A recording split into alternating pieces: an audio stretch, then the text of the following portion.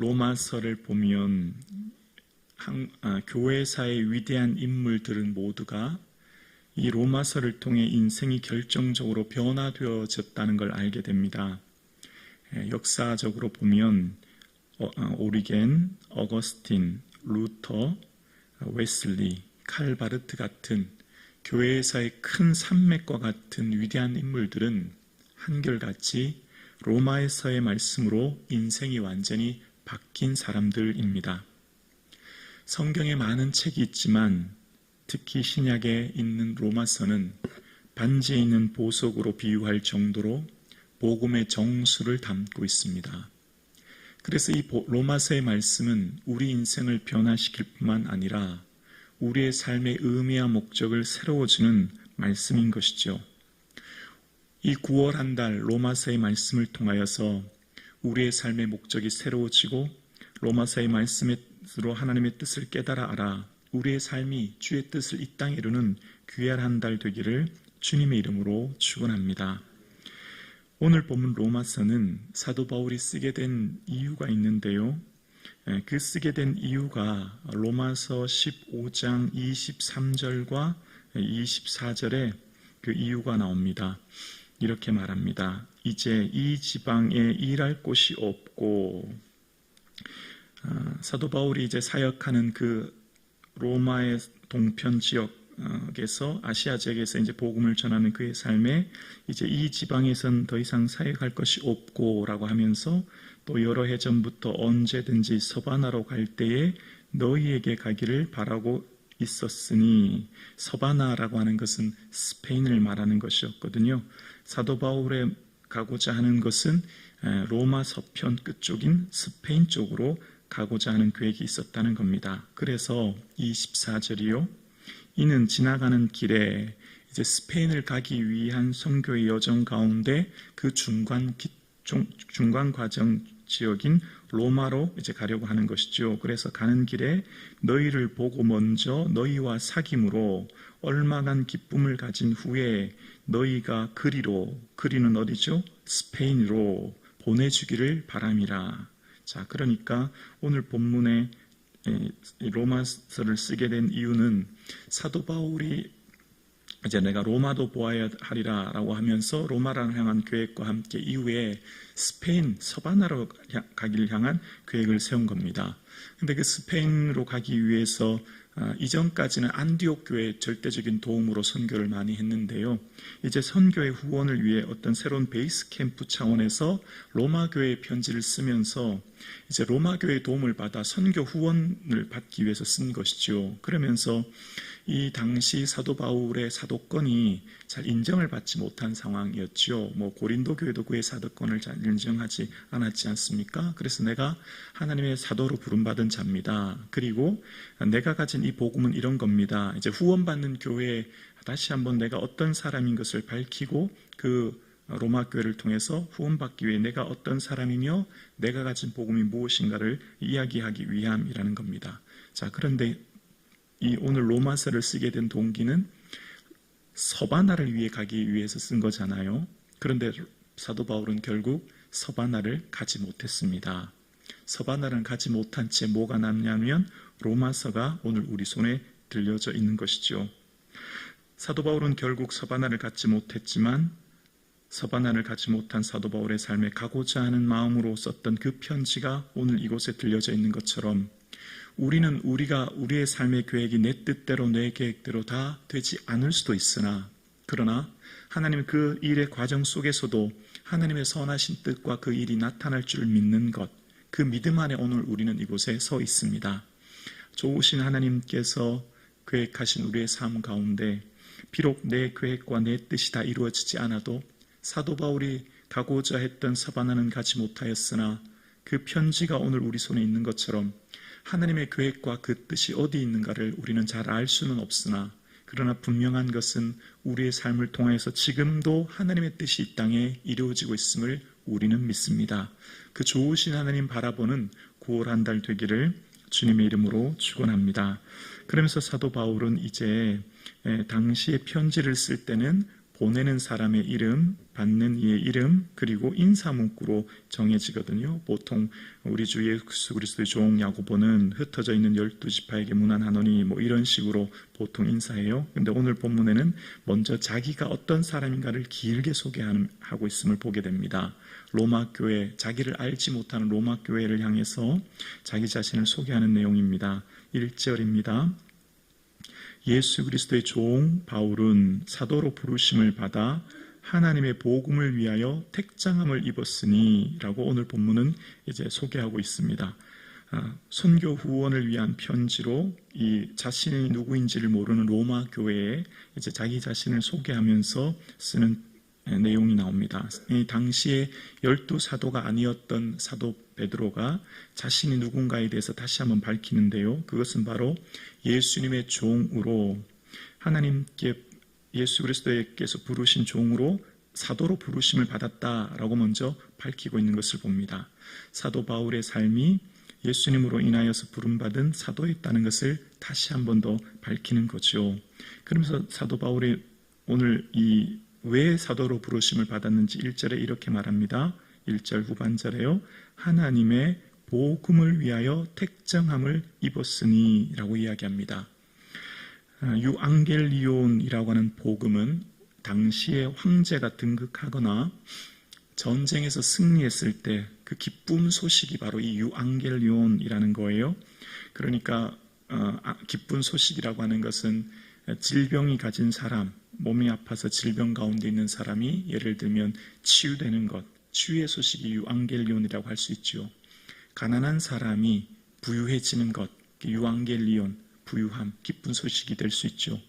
근데 이 땅에 사는 모든 사람들이 다 기쁜 소식이 뭘까요? 이 땅 80억 인구가 모두가 기쁜 소식, 모두에게 좋은 소식은 뭘까요? 그것은 바로 인간으로는 해결할 수 없는 죽음의 문제를 해결하는 것이죠. 바로 죽음의 문제를 해결하는 것, 죽음에서 구원 얻는 것, 그게 유앙겔리온이고 그게 복음인 것입니다. 모든 사람은 다 죄로 말미암아 영원히 죽어야 될 그 삶에서 구원 얻는 것, 영생의 생명을 얻는 것, 그것이 바로 복음이라고 할 수 있는 것이죠. 그래서 오늘 사도 바울이 자신이 사도로 부름받아서 그리스도의 종으로 이 땅을 살아가는 이유는 하나님의 복음을 위하여 내가 택장함을 입었다라고 이야기하는 것입니다. 이 땅의 모든 사람들이 살아가는 삶 가운데 하나님과의 관계가 단절되어서 죄로 말미암아 영원히 죽어야 될 그들에게 이제 그들에게 주시는 영원한 복음의 소식을 전하기 위해 내가 부름받았다라고 오늘 본문에 이야기하는 것입니다. 자, 그러면서 사도 바울은 그런 복음이 뭔가를 아주 이제 구체적으로 더 설명하기 시작하는데요. 2절입니다. 2절에 보면 이 복음은 이라고 지금 이제 복음에 대해서 다시 한번 구체적으로 자세하게 설명을 하는데요. 여러분 성경 4절 후반절에 보실래요? 이 복음은 결과적으로 뭐냐? 4절 후반절에 보시면 끝부분에 곧이라고 시작하는 거 보이세요? 곧 뭐라고요? 우리 주 예수 그리스도이시니라. 복음은 한마디로 예수님이다. 이제 그 얘기하는 거예요. 그러니까 이 1절 로마서 서론 부분에서 복음이 무엇인가를 정리하면서 얘기하면서 복음은 우리 주 예수 그리스도이시다 라고 한마디로 딱 요약하는데요. 자, 여기 주라고 하는 것, 구약시대에 하나님, 야훼라고 하는 이름은 너무나 거룩하기 때문에 함부로 부를 수가 없었거든요. 쓸 때도 다른 붓을 가지고 또 목욕 재개하고 썼지 않습니까? 그래서 야훼라고 하는 것을 함부로 부를 수 없어서 아도나이라고 불렀잖아요. 하나님을. 그 아도나이가 이제 주인이라는 의미입니다. 그래서 이제 구약의 단어를 차용해서 쓰는 말인데요. 주라고 하는 것, 주권자, 다스리시는 자라는 겁니다. 그러면서 오늘도 본문에서 다시 사도 바울이 예수님을 소개할 때 예수님은 우리의 주인이요 세상을 통치하시는 주권자이신 그분을 소개하는 겁니다. 그러면서 예수님은 누구냐, 어떤 분이냐면 그리스도라고 얘기하고 있죠. 그리스도라고 하는 것은 이것도 역시 구약에서부터 오래전부터 차용된 단어인데요. 그리스도란 말은 기름 부음 받은 자라는 뜻으로서 메시아라는 것입니다. 메시아. 이 땅을 구원할 메시아 의미죠. 그래서 이 오래전 구약의 모든 선지자들이 그토록 얘기했던 그 메시아, 오실 메시아, 그분이 바로 이분입니다. 이제 그 얘기를 하는 거예요. 그러니까 유대인들이 지금 유대회당에서 로마의 사도 바울의 편지를 받았을 때 우리가 그토록 기다렸던 메시아가 누구인가? 바로 예수님이다. 그걸 이제 지금 소개하고 있는 겁니다. 그러니까 진정한 복음은 우리 주 예수 그리스도이시다. 예수님은 이 땅에 육신의 몸을 입고 오셨고 십자가에 피 흘려 죽으시고 부활하신 분이죠. 그래서 당시에 이단들 중에는 예수님은 육신으로 이 땅에 오신 것을 부인하는 사람들이 있었지요. 그러나 오늘 본문에 분명하게 예수님에 대해서 다시 한번 이 땅에 오신 분임을 소개하고 있는 것을 봅니다. 그러면서 다시 구체적으로 더 자세하게 설명합니다. 2절인데요. 2절에 이 복음은 하나님이 선지자들을 통하여 그의 아들에 관하여 성경에 미리 약속하신 것이라. 다시 좀 구체적으로 얘기하고 있죠. 구약의 모든 선지자들은 결국 누구를 말하고 있죠?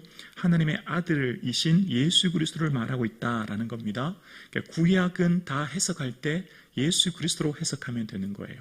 구약의 모든 사건들은 예수 그리스도의 빛으로 조명하여서 해석할 수 있고, 그래서 이 복음, 그러니까 예수님은 갑작스럽게 오신 분이 아니라 하나님의 오랜 계획과 그 경륜하심 속에서 오신 분이라고 하는 것을 소개하고 있는 걸 봅니다. 그러면서 3절과 4절입니다. 그의 아들에 관하여 말하면 육신으로는 다윗의 혈통으로 나셨고 성결의 영으로는 죽은 자 가운데서 부활하사 능력으로 하나님의 아들로 선포되셨으니 곧 우리 주 예수 그리스도이시니라 라고 얘기합니다. 네, 예수님께서 오셨던 것, 영으로만 오신 것이 아니라 그걸 가연설이라고 하는데요. 당시 많은 이단들, 예수 그리스도 육체로 오심을 부인하는 많은 사람들이 있었는데 그걸 더 분명하게 확실하게 하기 위해서 예수님은 육신의 몸을 입고 다윗의 그 혈통, 그 씨로 이 땅에 오신 분임을 다시 한번 밝히고, 그 성결의 영으로 하는 인성이며 동시에 신성을 가지신 예수님은 죽은 자 가운데 부활하신 분으로 그분의 하나님의 아들이심을 다시 한번 확실하게 밝히고 있는 것을 봅니다. 예수님의 십자가의 죽으심과 부활이 결국은 복음의 핵심이라는 겁니다. 바로 죄로 말미암아 죽어야 될 우리를 위해서 십자가에 피 흘려 죽으셨고, 그래서 그 부활하신 주님, 우리도 그 부활하신 주님을 따라서 영생의 생명을 소유한 자, 바로 우리가 바로 그런 자이라는 겁니다.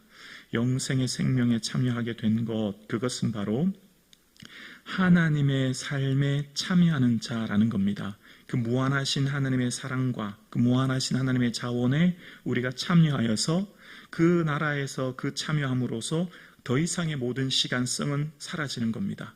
이 땅에서의 모든 생로, 병사의 모든 것이 사라지는 하나님의 영원한 사랑 속에 거하여 우리가 거하는 그런 삶으로 삶을 얻게 된 것을 이야기합니다. 자, 그러면서 사도 바울이 오늘 이 로마서를 쓰면서 아주 중요한 얘기를 로마 교회에 하는데요. 우리 6절 밑줄을 그으면서 한번 읽으실까요? 6절입니다. 시작.